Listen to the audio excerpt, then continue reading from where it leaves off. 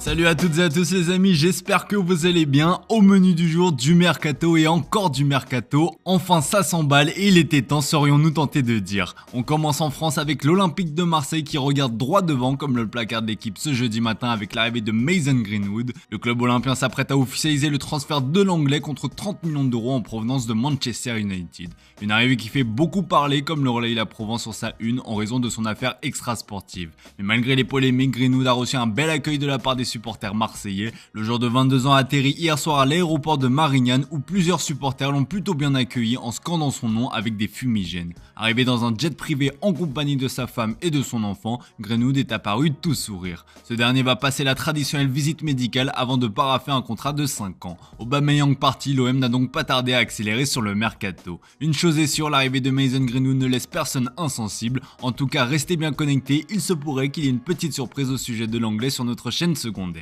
Et au Paris Saint-Germain, ça bouge aussi, et là aussi il était temps puisque depuis l'ouverture du mercato, seul le portier russe Safonov est arrivé. Alors que les Parisiens ont repris le chemin de l'entraînement hier, la direction sportive s'active et touche au but pour l'une de ses priorités estivales. Comme le placarde Abola dans son édition du jour, le transfert de João Neves est imminent. Si le SL Benfica attendait 120 millions d'euros soit le montant de sa clause libératoire, les deux parties devraient s'entendre sur un transfert autour des 70 millions d'euros, moyennant un autre échange. Le journal Record confirme que João Neves est tout proche du PSG. Le poste vacant en cas de départ de João Neves peut être comblé par cette vieille connaissance qu'est Renato Sanchez dans le cadre d'un accord séparé, explique le journal portugais. En parallèle, le PSG accélère aussi pour Victor Osimhen de Naples. Le club parisien a tranché sur le remplaçant de Mbappé et a jeté son dévolu sur l'attaquant nigérian. Comme nous rapporte le Corriere dello Sport, le PSG espère boucler l'opération autour des 100 millions d'euros.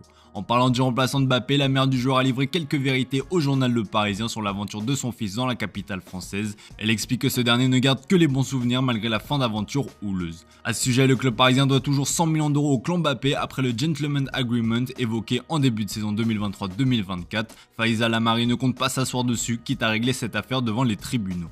Si on n'a pas le choix, oui, forcément. Maintenant, j'espère vraiment que le contrat qu'on a signé il y a 2 ans sera respecté, a-t-elle expliqué. Enfin, on termine avec une mauvaise nouvelle pour Mbappé puisque Achraf Hakimi est sur le point de prolonger son aventure parisienne. Comme le révèle RMC Sport, un accord de principe a été trouvé pour une prolongation avec le Marocain. Toutes les parties sont tombées d'accord même si pour le moment rien n'a encore été signé. Pour rappel, Achraf Hakimi est lié au rouge et bleu jusqu'en 2026. Mbappé au PSG c'est désormais du passé et à Madrid on se frotte enfin les mains de pouvoir compter dans ses rangs le français après tant d'années à lui avoir couru après. Le journal a s'est comblé de bonheur de pouvoir compter sur ce joueur qualifié de surnaturel. Le quotidien madrilène fait l'éloge du joueur ce matin. Mbappé est une merveille physique qui bat des records. La star est capable de courir à 37,8 km/h en référence à son sprint face à l'Argentine lors de la Coupe du Monde 2018. À 25 ans, il a marqué 331 buts depuis le début de sa carrière et vend plus de 7000 maillots par jour. Mbappé n'a même pas encore disputé son premier match sous ses nouvelles couleurs qu'il s'est déjà mis tout le monde dans la poche. Justement, son premier match devrait être la Super Coupe d'Europe comme le relaye Marca. Le joueur est attendu de pied ferme le 7 août après ses vacances. Mais les voyants ne sont pas tous au vert au Real Madrid puisqu'hier, le club madrilène a appris une très mauvaise nouvelle avec la signature imminente de Leny Yoro à Manchester United. Le club madrilène a vu le grand espoir français lui filer sous le nez malgré un soi-disant accord,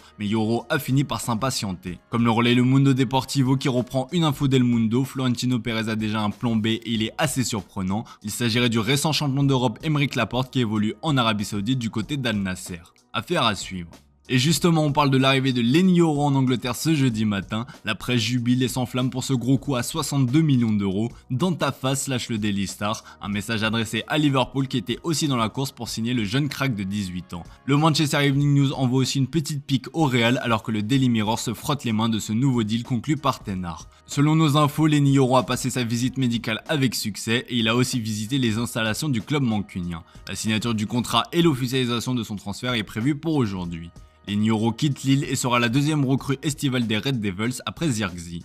Dans le royaume de Sa Majesté, il est aussi question de l'affaire Enzo Fernandez qui a déclenché une véritable guerre à Chelsea, comme l'explique le Daily Mail. Le nouvel entraîneur Maresca doit gérer un vestiaire en crise en réintégrant un joueur qui s'est mis à dos les 7 Français de l'effectif. On les retrouve dans les pages intérieures du tabloïd anglais comme vous pouvez le voir. Si l'Argentin s'est excusé auprès de ces derniers, l'affaire risque de mettre du temps à se tasser. On rappelle que Chelsea et la FIFA ont ouvert une enquête, mais selon le journal britannique, les Blues n'ont pas l'intention de virer l'Argentin. Chelsea devrait en revanche lui infliger une sanction économique sous forme d'amende. Il pourrait aussi devoir suivre un cours pour le sensibiliser à certains sujets liés au racisme.